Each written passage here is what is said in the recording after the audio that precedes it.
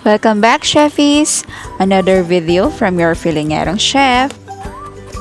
Today, we are going to cook isa sa paborito ng mga seafood lover. Ito ay isa rin sa pinakamadaling lutuin. Our recipe for today, garlic buttered shrimp. Para sa ating ingredients,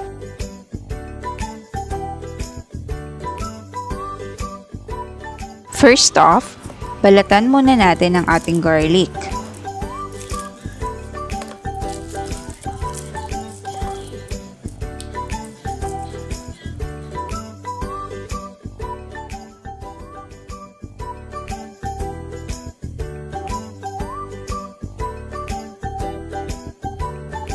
Then, i-chop na natin ito.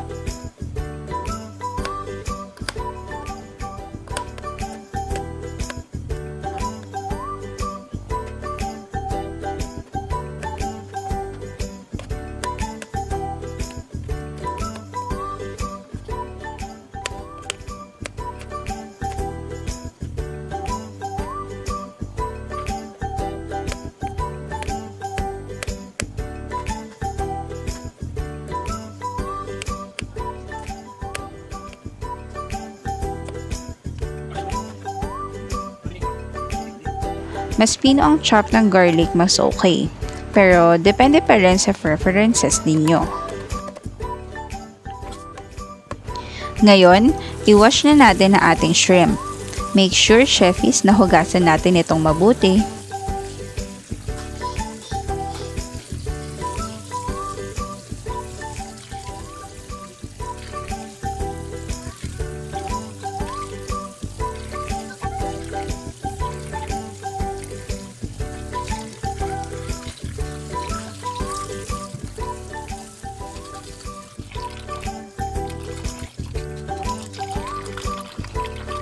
Then after washing and preparing our garlic, ready na tayo para magluto.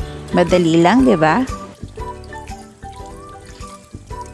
Painitin muna natin ang ating kawali. Then, ilagay ang ating butter. Make sure to set your stove into low-medium fire para hindi ito masunog. Wait lang natin totally mag-melt ang ating butter. Then ready na natin ilagay ang ating next ingredient.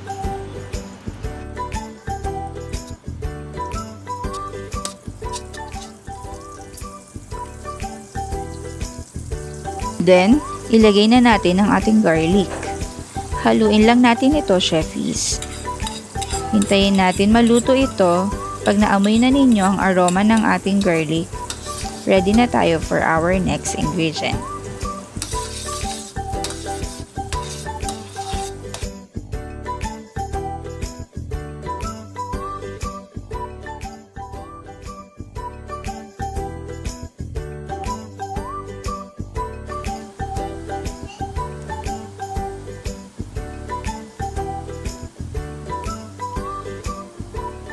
So not the usual recipe.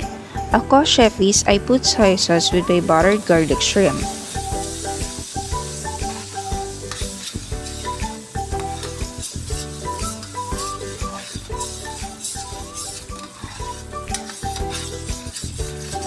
And then also, I put vinegar para mas may sauce, then i-mix lang natin ito.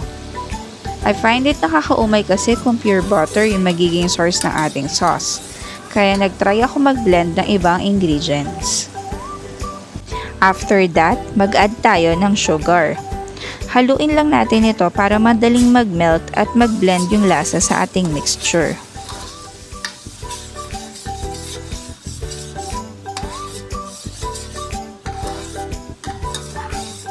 Then add oyster sauce at haluin lang natin ito.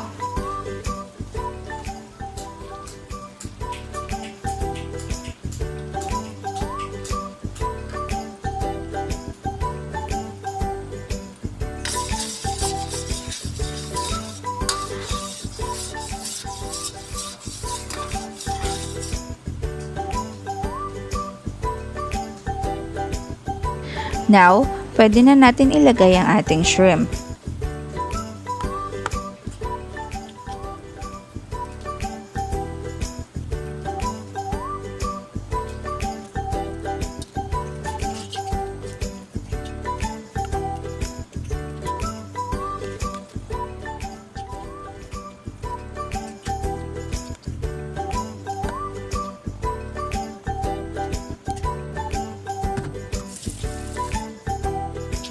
Haluin lang ito ng haluin para hindi ma-overcook ang ating shrimp, Cheffys.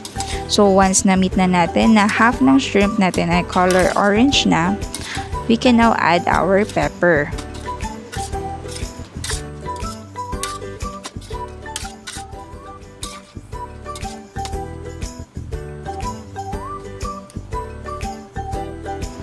So sa pepper, Cheffys, depende sa spiciness na trip nyo. Optional lang, Cheffys, pero pwede rin naman kayo mag-add ng sili kung mas maanghang ang gusto ninyo. Then, haluin lang natin ito hanggang sa maging color orange na ang balat ng ating shrimp.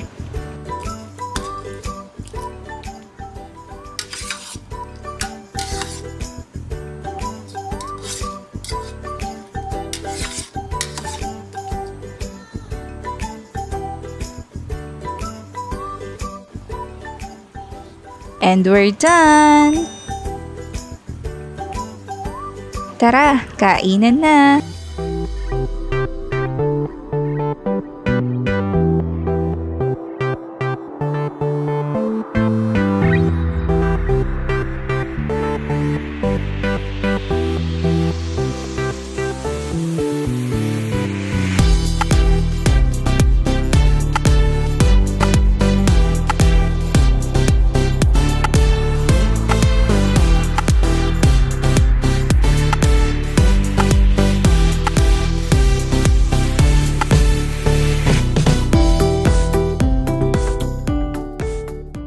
Stay safe and God bless, Cheffys!